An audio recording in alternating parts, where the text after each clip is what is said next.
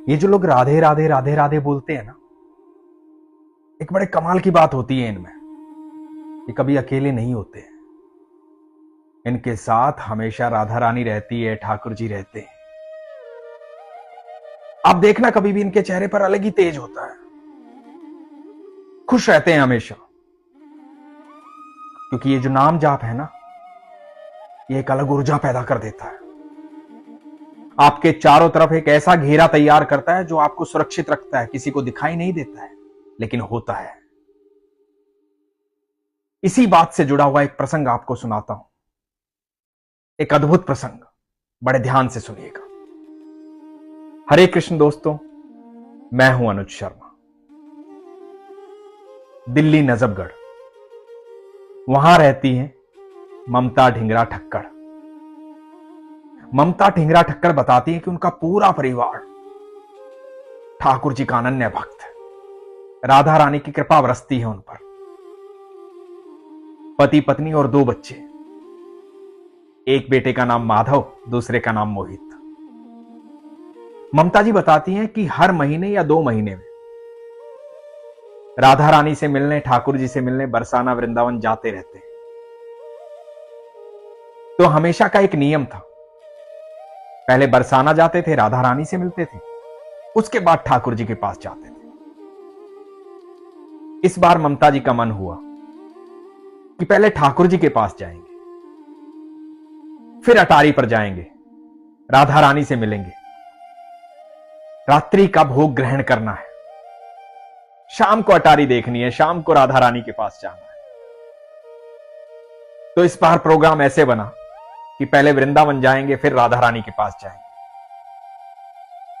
ममता जी की ननंद रहती है करनाल में, उनकी एक बेटिया है।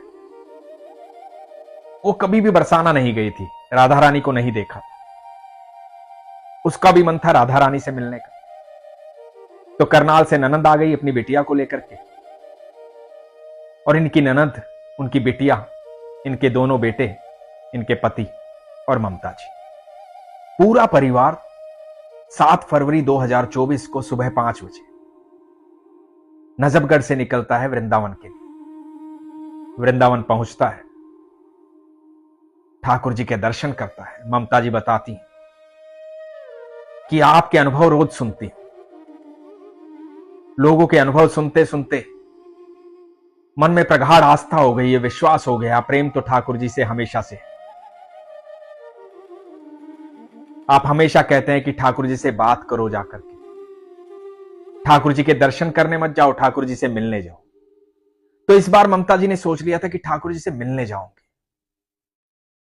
ममता जी बताती हैं कि मैं ठाकुर जी के पास गई, ठाकुर जी से जाकर के पूछा, ठाकुर जी आप कैसे हैं। इस बार ठाकुर जी से बातें की, प्रेम भाव की बातें, अपने मन की बातें। ममता जी बताती हैं 1 बजे के आसपास ठाकुर जी के दर्शन करने के बाद, निधिवन जाने के बाद, सेवा कुंज जाने के बाद, यमुना महारानी के दर्शन करने के बाद बरसाना के लिए निकले। 4 बजे के आसपास जब बरसाना की तरफ बढ़ रहे थे तो बरसाना का रोड जो है वो बंद था, तो हाईवे से जाकर के यू टर्न लेना था। तो गाड़ी हाईवे से यू टर्न लेने के लिए गई, और जैसे ही यू टर्न लेने लगे, एक ट्रक आया और ट्रक ने गाड़ी को आकर के जोर से टक्कर मारी। ममता जी बताती हैं कि मुझे ठाकुर जी के मंदिर से एक बांसुरी मिली थी, गोस्वामी जी ने दी थी। वो बांसुरी मेरी गोदी में थी। परिवार निरंतर नाम जाप करता ही रहता है, ठाकुर जी के, राधा रानी के रंग में रंगा ही रहता है। इधर ट्रक ने टक्कर मारी, इतनी जोरदार टक्कर मारी, उसके बावजूद भी गाड़ी पलटी नहीं, गाड़ी पूरी टूट गई। यह हिस्सा था ड्राइविंग साइड का। ममता जी बताती हैं कि इनके पति ड्राइव कर रहे थे, पीछे वाली सीट पर बेटा शीशे का सहारा लेकर के सो रहा था। उसी साइड ट्रक ने टक्कर मारी थी, गाड़ी के आगे का शीशा पूरा टूट गया था। एक्सीडेंट बहुत बड़ा था, यह दुर्घटना बहुत बड़ी थी, लेकिन कमाल की बात यह थी किसी को खरोच भी नहीं आई। ममता जी बताती हैं कि पहली बार यह एहसास हुआ कि आप ये कहते हैं ना कि नाम जाप करने से आपके चारों तरफ एक अदृश्य शक्ति अपना घेरा बनाती है, एक सुरक्षा घेरा जो आपको सुरक्षित रखता है, किसी को दिखाई नहीं देता पर होता है। पहली बार वो सुरक्षित घेरा महसूस किया। ऐसा महसूस हुआ कि जिस शीशे पर बेटा सर रख करके सो रहा था, जहां ट्रक ने टक्कर मारी थी, पति ड्राइव कर रहे थे, उस तरफ टक्कर मारी थी, ऐसा लगा कि उस शीशे पर राधा रानी का हाथ रखा हुआ था। इधर इतनी भारी टक्कर होने के बाद भी गाड़ी पलटी नहीं। ऐसा लग रहा था कि स्वयं राधा रानी पूरी गाड़ी को सुरक्षित किए हुए। दुर्घटना बहुत बड़ी थी लेकिन खरोच भी नहीं। जीवन के इतने सालों में पहली बार यह एहसास हुआ कि स्वयं राधा रानी, स्वयं ठाकुर जी हर पल साथ है, पूरा परिवार सुरक्षित रहा। ये साक्षात भगवान की कृपा है। जब ईश्वर में प्रगाढ़ आस्था होती है तो ईश्वर स्वयं साथ रहते हैं। यकीन मानना, जो ये राधे राधे बोलते हैं ना, जो ये कृष्ण कृष्ण बोलते हैं, जो महामंत्र का जाप करते हैं, हरे कृष्ण कृष्ण कृष्ण हरे हरे, हरे राम राम राम हरे हरे, जो मंत्र जाप करते हैं, जो भगवान के सानिध्य में रहते हैं, भगवान की शरण में रहते हैं, यकीन मानना वो अकेले कभी नहीं रहते हैं, कभी भी अकेले नहीं रहते हैं। ईश्वर हर पल उनके साथ रहते हैं। इस अनंत ब्रह्मांड में ऐसी कोई नकारात्मक ऊर्जा नहीं जब आप ईश्वर के सानिध्य में हो तो आपसे वो टकरा सके। आपकी ऊर्जा सकारात्मक हो जाती है। सिर्फ आपकी ऊर्जा सकारात्मक नहीं होती,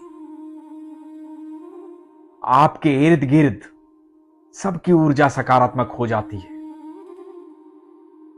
ईश्वर का एक बच्चा किसी भी बड़ी संगत में बैठा होता है तो उस संगत का रूप बदल जाता है, वहां के विचार बदल जाते हैं, क्योंकि वहां ईश्वर साक्षात होते हैं। आप जब भी किसी ऐसे व्यक्ति से मिलोगे ना जो ईश्वर के भाव में रहता है, ईश्वर का नाम जाप करता है, एक बार 5 मिनट उनके साथ बैठ के देखिएगा।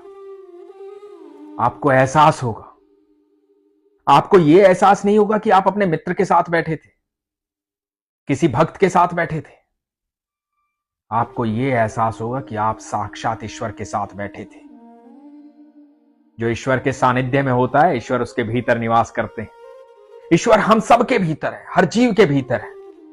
लेकिन जब आपकी आस्था प्रगाढ़ हो जाती है तो वो जागृत हो जाते हैं, और जब वो जागृत हो जाते हैं तो आपके भीतर वो सबको दिखाई देते हैं। आपका ऑरा बदल जाता है, आपके चेहरे पे एक अद्भुत तेज आ जाता है, आपकी वाणी प्रभावशाली हो जाती है, लोग आपसे मिलकर प्रसन्न हो जाते हैं।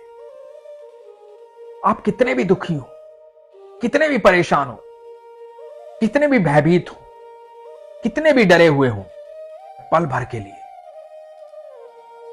आप मन से, शांति से, एकांत में बैठ करके एक बार बड़े दिल से राधे बोलोगे ना, एक बार दिल से कृष्ण को आवाज दोगे, सारे शरीर की ऊर्जा बदल जाएगी। आप सब जानते हैं, भरी सभा में जब किसी ने नहीं सुना था तो द्रौपदी ने एक ही बार कहा था, हे कृष्ण, और कृष्ण पल भर में वहां थे।